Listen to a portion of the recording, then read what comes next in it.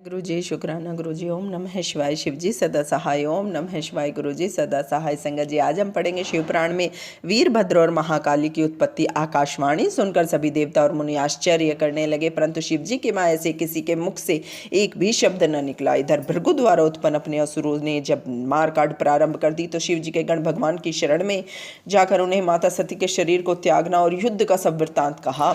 यह समाचार सुनकर शिव जी के क्रोध की कोई सीमा न रही। उन्होंने अपनी एक जटा उखाड़कर उसे पर्वत पर दे मारा। इससे उसके दो टुकड़े हो गए। उससे प्रलय काल की ज्वाला के समान भयंकर आवाज के साथ वीरभद्र और महाकाली प्रकट हुई।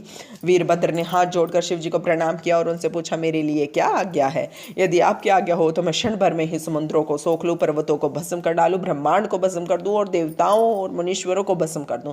तब भगवान शंकर ने वीरभद्र को आशीर्वाद देकर कहा, ब्रह्मा का पुत्र दक्ष एक यज्ञ कर रहा है जो बहुत ही अहंकारी है और मेरा विशेष रूप से विरोधी है। तुम्हें उस यज्ञ को विध्वंस करना है।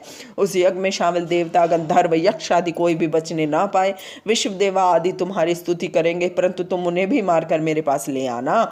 दक्ष को तो पत्नी सहित तिलांजलि देकर आना। वीरभद्र शिव जी को प्रणाम करके दक्ष के यज्ञ को विध्वंस करने चल दिया।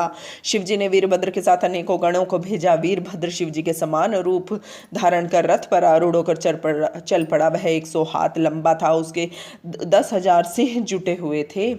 इसके साथ ही काली, कात्यायनी, ईशानी, चामुंडा, मुंडमर्दनी, भद्रकाली, भद्रबली और वैष्णवी नवदुर्गाओं ने भी दक्ष को मारने के लिए अपने गणों के साथ प्रस्थान किया। वीरभद्र और महाकाली के गणों की गिनती करना असंभव है। 64,000 करोड़ तो शिव जी के गण थे। उस समय शंख, भेरी, जटाहर आदि के नाना प्रकार शब्द करके बाजे बजने लगे। उस यात्रा के प्रस्थान में अनेकों प्रकार के शुभ शकुन होने लगे। जब वीरभद्र यज्ञ को नष्ट करने हेतु चल पड़ा तो दक्ष और महाआय देवताओं के लिए अपशकुन होने लगे। दक्ष की बाई आंख, बाई हाथ, बाई जंगा फड़कने लगी। पृथ्वी पर भूकंप आया और दिशाएं मलिन हो गई। सूर्य में काले धब्बे दिखाई देने लगे।